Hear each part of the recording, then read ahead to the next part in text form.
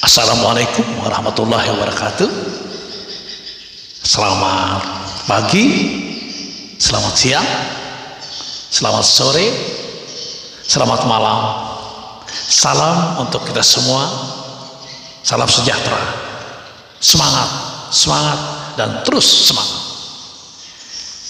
Siang, sore, ataupun malam tetap harus semangatnya. Semangat pagi. Baik, terima kasih. Saya selalu semangat kalau sudah di depan mic seperti ini, di depan video seperti ini, untuk bercerita atau mendongeng buat netizen semua yang bakal jadi pendengar setia di channelnya Saprudin Itur. SAPRUDIN, Saprudin Itur, ITHUR, Saprudin Itur. Jangan lupa YouTube channelnya Saprudin Itur. Baik,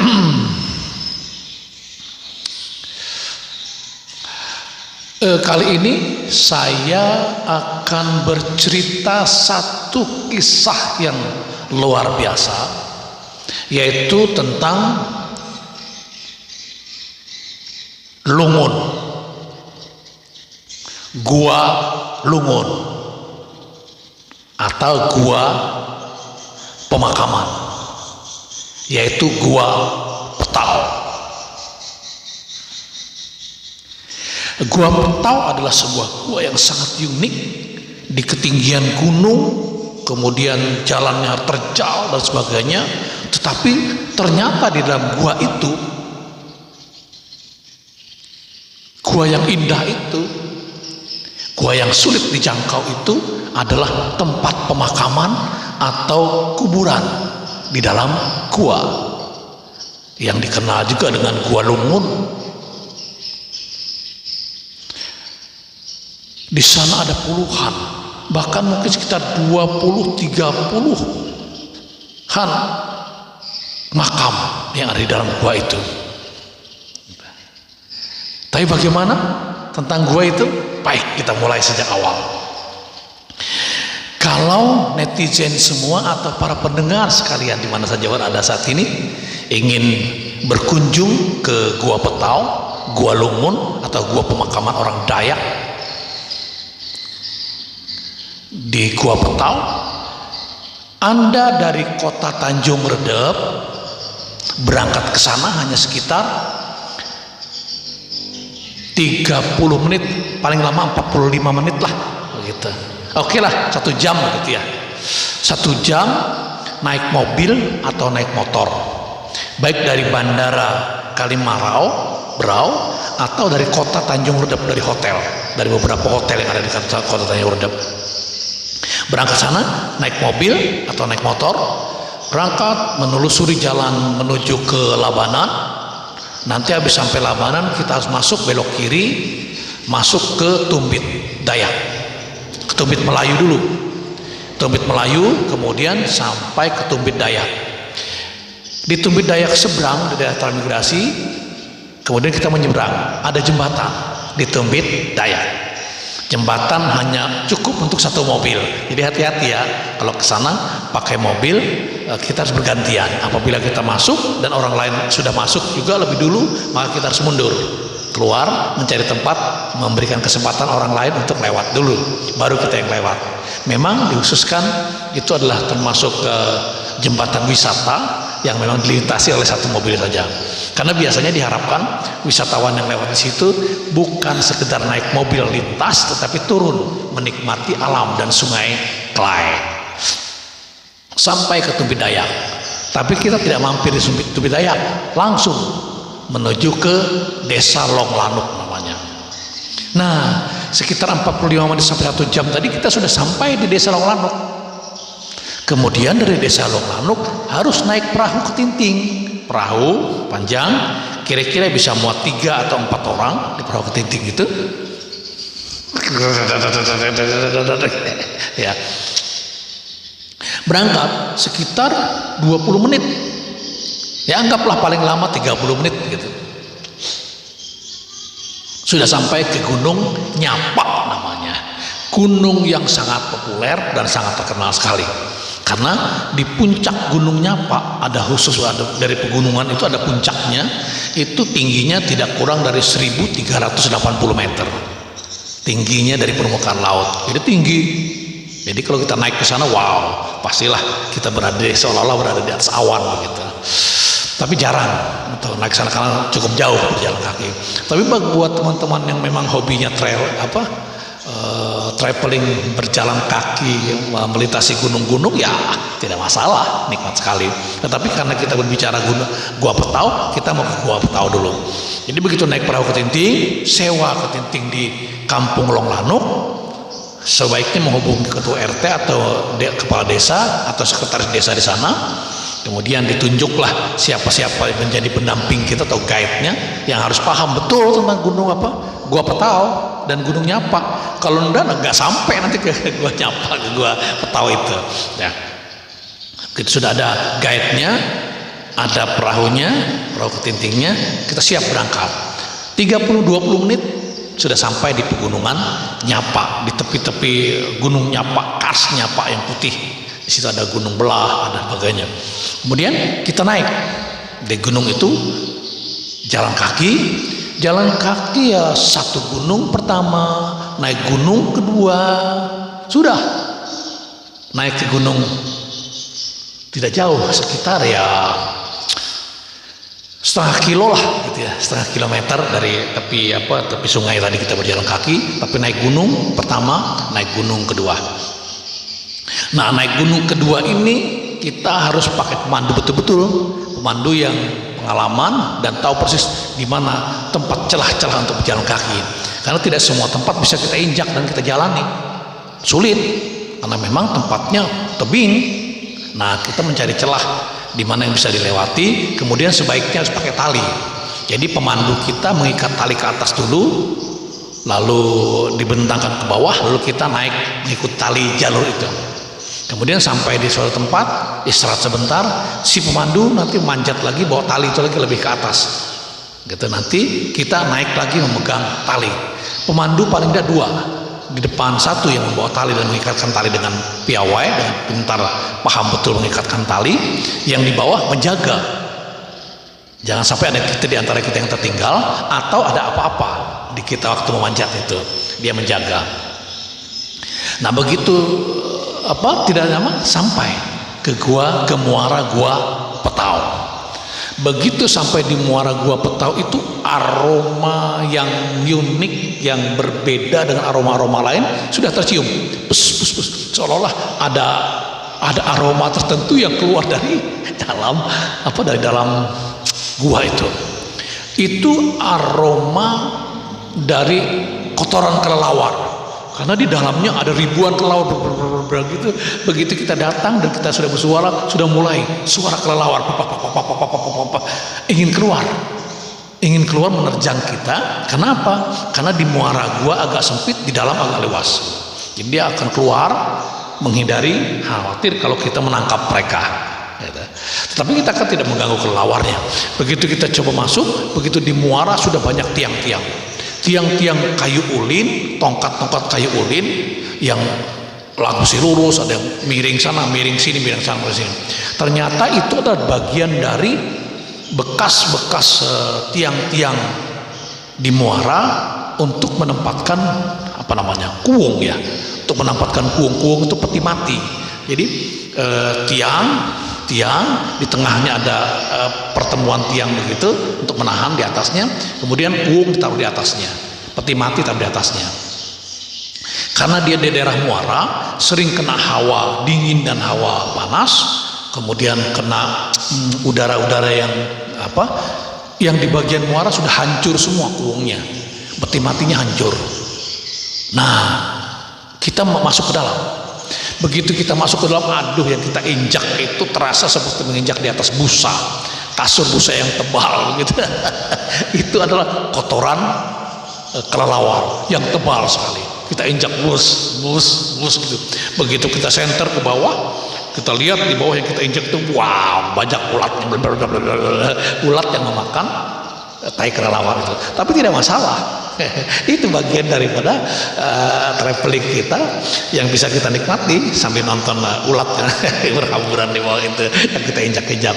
Nah, bagi wanita-wanita yang tidak biasa nginjak ulat seperti itu, dia akan teriak-teriak dia, gitu ya. Tapi jangan teriak karena dalam gua tempat pemakaman. Kemudian masuk ke dalam. Begitu kita masuk, di pinggir-pinggir itu sudah mulai terlihatlah pecahan-pecahan keramik, kemudian ada macam lingga atau untuk mengerik kayu gitu supaya licin. Kemudian ada mandau yang sudah hulunya hancur, ada yang masih ada hulunya tapi sudah tidak karu-karuan lagi. Kemudian ada juga tumbak yang masih utuh dengan hulunya. Kemudian ada sebagian lagi tumbak yang sudah tidak ada hulunya lagi, terputus karena dimakan usia. Nah, kemudian masuk ke dalam lagi, kira-kira 30 meteran ke dalam, 40 meter, barulah kita melihat rumah-rumah yang dibuat orang Dayak. Ini makam Dayak Gaai ya, orang Dayak Gaai, asli Dayak Gaai. Karena kenapa Dayak Gaai? Karena di zaman dulu Dayak Gaai ini termasuk Dayak yang paling maju di wilayah Berau, di kerajaan Berayu zaman dulu. Mereka sangat maju karena mereka sudah bisa pandai besi, bisa membuat parang, bisa membuat mandau, bisa membuat peralatan untuk membuat bleah maupun membuat kuong dan membuat rumah, membuat perahu juga termasuk. Nah, di dalam tadi begitu kita masuk ke dalam ada rumah-rumahnya indah dan bagus sekali. Kemudian di ujung-ujung rumahnya itu di atas di ujung-ujung ada ukiran yang tembus juga, ukiran khas orang Dayak Gaai. Kemudian di dalam kuung itu, di dalam bleah itulah, dalam rumah-rumah itulah si kuung, si peti mati diletakkan. Ada yang satu dan ada yang dua. Yang dua itu kemungkinan adalah suami istri. Tetapi sebagian lagi ada yang tidak dimasukkan ke dalam bleah atau rumah-rumah. Hanya ada tiang dua, ada tiang 4 biji, kemudian ditusuk pakai kayu, kuongnya itu ditusuk, kemudian ditembus, ditusuk begitu, diletakkan di situ.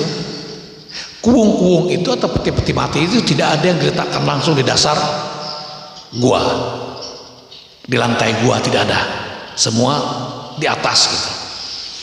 Nah, bagi yang di luar tadi banyak yang sudah hancur, retak dan busuk gitu karena proses alam. Yang di dalam masih ada sebagian beberapa yang masih bagus sekali. Bahkan yang rumah-rumah itu mengkilap begitu. Mengkilap itu bukan karena bukan dicat, bukan. Karena memang proses alamiah di dalam gua yang lembab itu ada unsur-unsur dinginnya menyelimuti kayu-kayu, akhirnya kayu itu menjadi mengkilap. Yang hebatnya kayu-kayu itu pada umumnya sudah licin, seperti diketam. Saya tidak paham kira-kira ketamnya, karena di situ tidak ada bukti-bukti bahwasanya ada ketam yang tertinggal. Yang ada mandau, sejenis parang mandau, kemudian seperti lingga itu.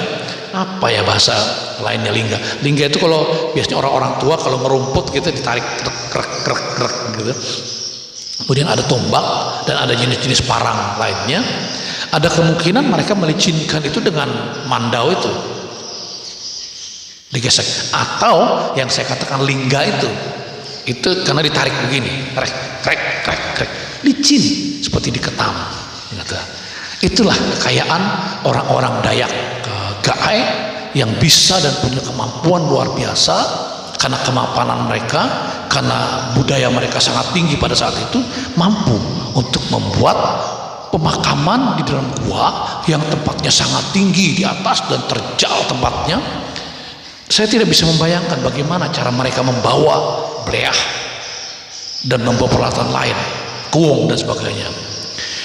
Ada kemungkinan kuung itu diikat sedemikian rupa karena kan mayat di dalamnya, diikat sedemikian rupa, kemudian ditarik, digeser dari pohon-pohon kayu yang panjang begitu, diletakkan begitu, baru digeser, ditarik, geser gitu, cet, digeser naik ke atas. Kalau tidak, dia kalau terbentur di batu, saya rasa hancur tuh. Kuungnya hancur karena batunya tajam-tajam, ya batu kars itu loh, seperti batu-batu yang ada di laut itu loh, tajam-tajam seperti itu. Nah, jadi tidak mungkin sembarang atau dipikul gotong royong, tidak mungkin karena gunungnya terjal. ya ada kemungkinan digeser, dinaikkan, ditarik pelan-pelan, digeser. Mereka sambil merayap, dorong, tarik di atas menarik. Alat talinya pastilah rotan, karena rotan sangat kuat. Mereka menggunakan rotan, tarik sampai di atas, baru ditata sebaik mungkin dalam gua itu. Itulah salah satu kekayaan budaya orang Dayak Gaai yang dulunya mereka sudah memakamkan kakek nenek moyang mereka, kepala-kepala adat dan kepala-kepala desa mereka pada zaman itu, atau orang-orang terkaya di desa mereka, dengan dimakamkan di atas gunung yang tinggi, kemudian dimasukkan ke dalam gua. Di dalam gua dimasukkan dalam peti yang disebut mereka dengan kuung. Kemudian kuung itu dimasukkan lagi ke dalam rumah-rumah pondok-pondok rumah yang dibuat sedemikian rupa, yang disebut mereka dengan bleah. Jadi perpaduan antara kuung dan bleah itu. Nah, kenangan sekarang bagaimana? Ya, sebagian sudah hancur, kemudian pecah-pecahan masih ada, kemudian kuung dan bleah di dalam gua itu masih ada, masih bisa dikembangkan dan masih bisa diteliti. Bagi peneliti-peneliti yang ingin melihat langsung ke lokasi itu bisa. Cuman sayang, di dalam bleah, dalam kuung dan bleah itu tidak ada lagi tengkorak, baik tengkorak tulang-tulang maupun rambutnya tidak ada lagi, semua habis. Kemudian barang-barang berharga sejenis manik-manik dan sebagainya juga tidak ada. Tersisa ada pecah-pecahan saja yang berhamburan di sana. Kemudian ada parang, ada mandau, kemudian ada lingga, saya kata-kata ada tombak dan sebagainya. Nah, bagi peneliti mungkin bahan-bahan ini bisa menjadi bahan penelitian, membuktikan bahwasanya sejak kapan mereka dimakamkan di sana, sejak kapan mereka sudah berbaur dan masuk ke dalam gua seperti itu, kemudian terakhir kira-kira kapan mereka tidak lagi melakukan pemakaman seperti itu. Karena saya perhatikan usia bleah dan kuung itu tidak kurang dari 100 tahun, bahkan mungkin ada 200, 300, 400 tahun yang lalu. Karena ada yang terbuat dari kayu ulin, kemudian kayu yang utuh yang keras dan kuat sekali. Sebagian dibuat dari ulin. Betapa beratnya itu mereka bawa ke gunung, ke dalam gua, kemudian ditata sedemikian rupa dalam gua itu. Itulah satu sejarah yang membuktikan bahwasanya orang Dayak Gaai yang ada di Kabupaten Berau, yang juga ada Dayak Modang yang sama dengan Gaai yang ada di daerah Kutai Kartanegara dan di Kalimantan Utara. Mereka memang kaya sekali. Mereka punya budaya yang sangat tinggi, budaya yang sangat terhormat, membuktikan bahwasanya mereka pada zaman itu sudah punya kemampuan yang luar biasa, yang sudah punya keterampilan dan skill luar biasa, yang berbeda dengan suku-suku lain. Mereka sangat maju dan sangat hebat karena mereka mampu untuk memakamkan orang-orangnya atau keluarga mereka di dalam gua yang tinggi di puncak-puncak gunung itu. Dan pastilah mereka orang kaya, orang banyak uang, banyak biaya, karena itu memakan waktu sampai seminggu, 2 minggu, sebulan, bahkan ada yang 2-3 bulan baru bisa selesai sampai pemakamannya, karena harus membuat kuungnya, harus membuat bleahnya, harus membuat apa, semuanya dengan tenaga manusia semua. Membelahnya pun, apakah dia membelah pakai parang atau bagaimana, saya tidak tahu persis. Membuat papan-papan setebal kira-kira 5 cm itu mereka belah, kemudian mereka rapikan dan mereka tata sedemikian rupa, kemudian mereka bawa naik ke atas gunung begitu, baru lalu masuk ke dalam gua. Berarti dalam gua juga mereka harus membuat api agar terang terus di dalam gua untuk mereka bekerja dalam gua. Jadi sekali lagi, Dayak Gaai yang ada di Kabupaten Berau sudah punya keterampilan dan punya skill luar biasa sejak zaman dulu. Mereka ahli-ahli pandai besi dan kemudian hidupnya sangat mapan. Setelah datangnya penjajahanlah mereka dimiskinkan. Itulah sejarah yang membuktikan bahwa orang Gaai adalah suku Dayak yang populer, yang luar biasa, yang mampu memakamkan nenek moyang mereka di pemakaman-pemakaman di puncak-puncak gunung, di dalam gua. baik gua-gua di tepi sungai maupun gua-gua yang jauh di atas daratan, di gunung-gunung pegunungan khas gitu. Baik, bagi Anda yang ingin berjalan-jalan, berkunjung atau bertamasya ke Desa Longlanuk dan sekaligus ke Gunung Nyapa, kemudian ke Gua Betau, maka silahkan. Seperti apa yang saya tuturkan, saya ceritakan ini, tinggal datang. Selain itu, di Pegunungan Nyapa, hutannya masih utuh, masih bagus. Maka jenis-jenis hutan tropis, ratusan bahkan ribuan jenis ada di sana. Kemudian binatang melatanya berbagai jenis, jenis-jenis apa lagi, monyet-monyetan, banyak jenis monyet dan sebagainya. Kemudian binatang seperti tupai darat, tupai dahan dan sebagainya, luar biasa.